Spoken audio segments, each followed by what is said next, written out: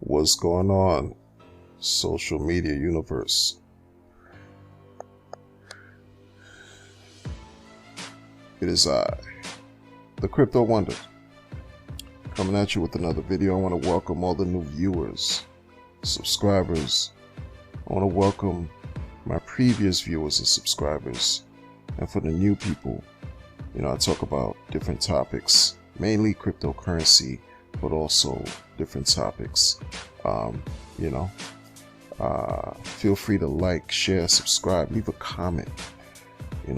Click that bell that they call for notifications, but sometimes it just doesn't work. So sit back, relax, and let's get into the content.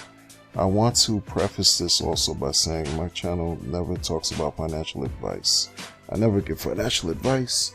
Do your own research and your own due diligence so that you can create the best calculated decision for yourselves. This article that you're looking at here, I found by watching another YouTuber. Right now his page is not coming up. Oh, okay. What happened to common sense? This is the gentleman that I watched yesterday on a live stream. I like his content, especially when he talks about cryptocurrency. Feel free to check him out. This is where I got my article from. So there we go. Now, Pentagon war games includes scenario for military response to domestic Gen Z rebellion. So in a nutshell, this document reflects how the Pentagon created a simulation war game. It's supposed to date from 2025 to 2028, so in the future. And they labeled anyone who was born after 1996 as Generation Z, right? And they said that that Generation Z has been disenfranchised, and through this experience of 9/11 and the Great Recession, and so they've lost hope in the American dream.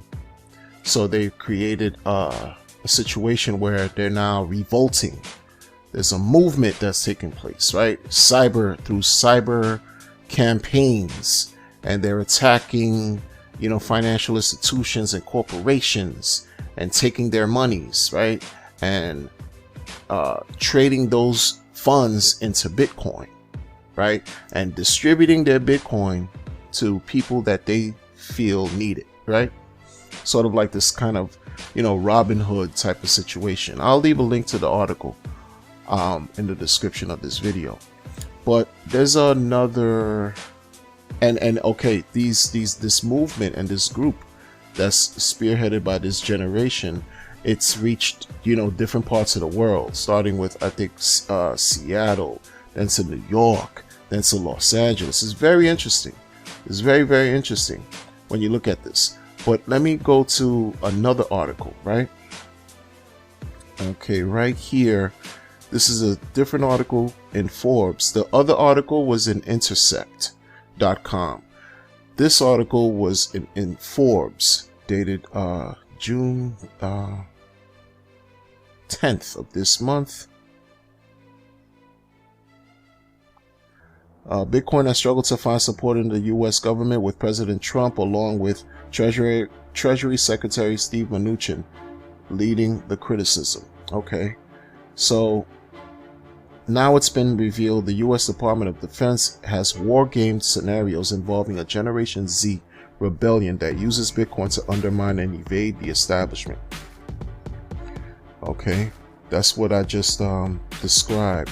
And they labeled the war game in this specific instance the 2018 Joint Land and Air and Sea Strategic Special Program, JLAS. The war game is set in 2025 and is intended to reflect a plausible depiction of major trends and influence in the world regions.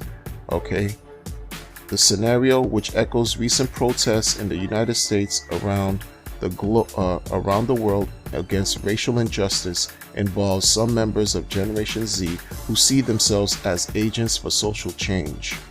and believe the system is rigged against them, begin a global cyber campaign to expose injustice and corruption and to support causes it deems beneficial.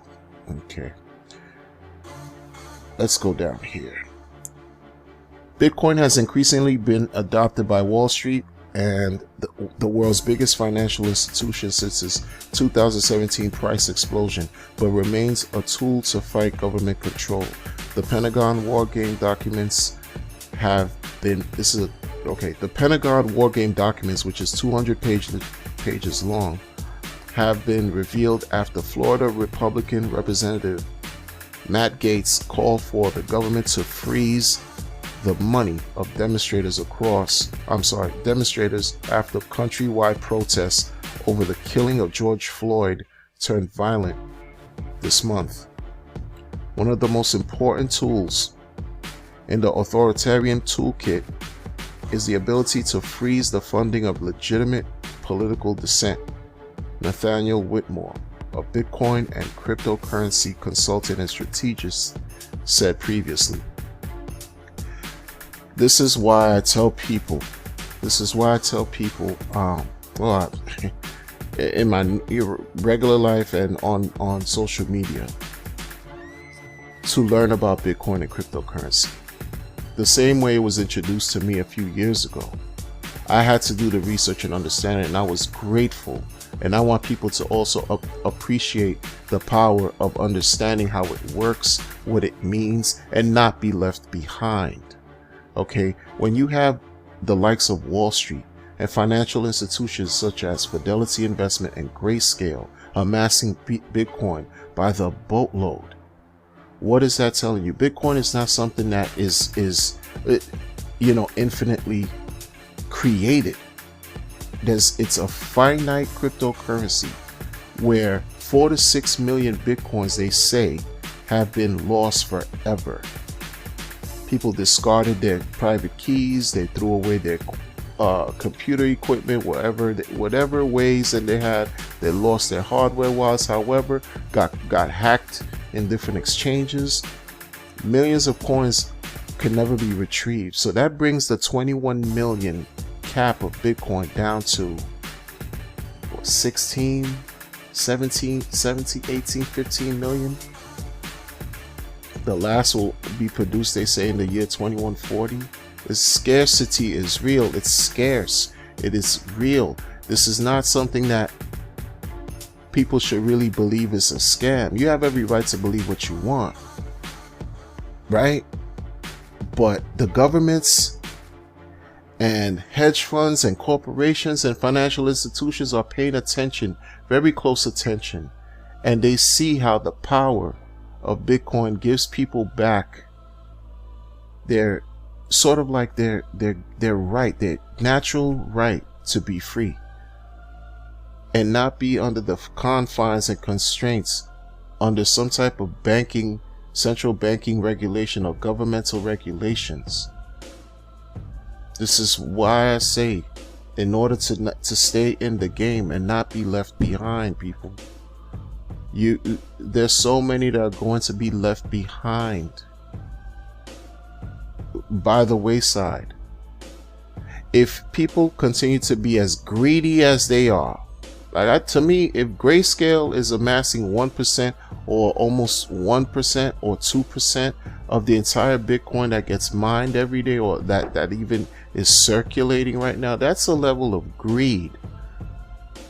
That's a level of greed. Now, that's going to only widen the gap between the haves and the have-nots. They say today that an article that I was reading or listening to a podcast, I believe, that said, as we sit now, there are more wallets that have 0.1, a tenth of a Bitcoin than ever before. Because the price, not many people can afford $9,400 for a Bitcoin, but it's divisible by 8 decimals. So therefore, a person could acquire, $10 a week or a month. Put yourself in the game. because there's going to be a point, a time where you just won't, you'll be left behind, people. This is where things are going. It's not just limited to Bitcoin. I'm talking about Bitcoin is the gatekeeper, or the door opener for a wide reality that's taking place in the cryptocurrency market, that's affording people to bank themselves, to not have to deal with a third party entity or a middleman, to trust any custodian to take care of their funds, and then tax you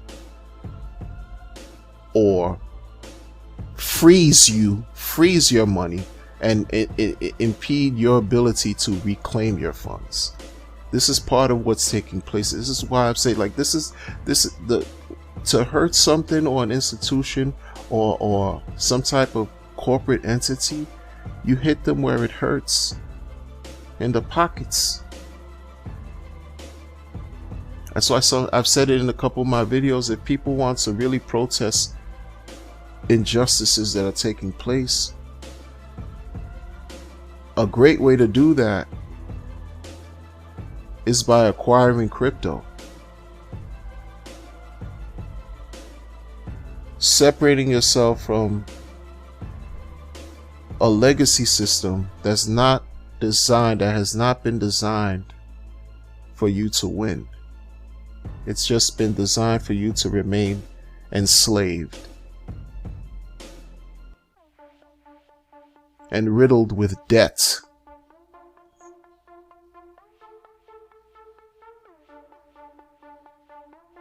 If a person took the time to really understand that, if you're afraid that some government entity can really freeze your monies in your bank account, your bank checking, savings account, whatever account, at will,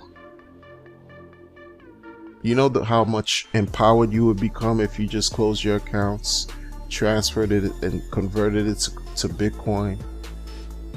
And now no one can touch it because you have your private keys. And what if you went a step further and kept your private keys in your brain, because you memorized your seed phrases, you memorized your 12, your 24, your however numbered seed phrases, you memorized your private key? Then how could it be confiscated?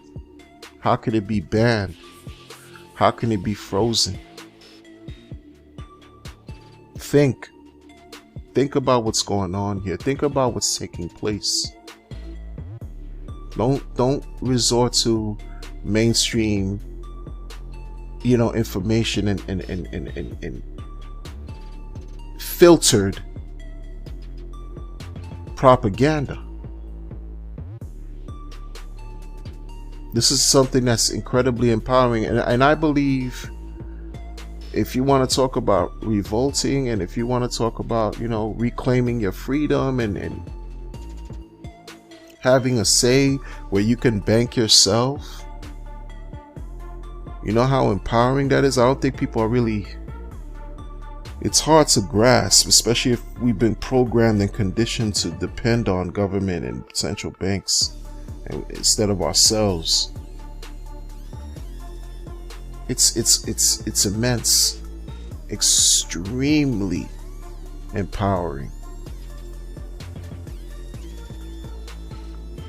People have to really look at what's taking place here.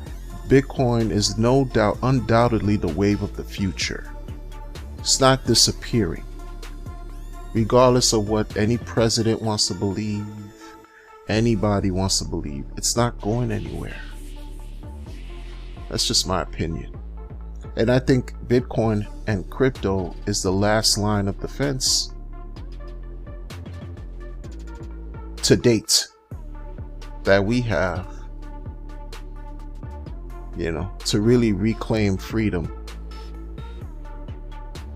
monetary freedom, as far as monetary policies are concerned, right?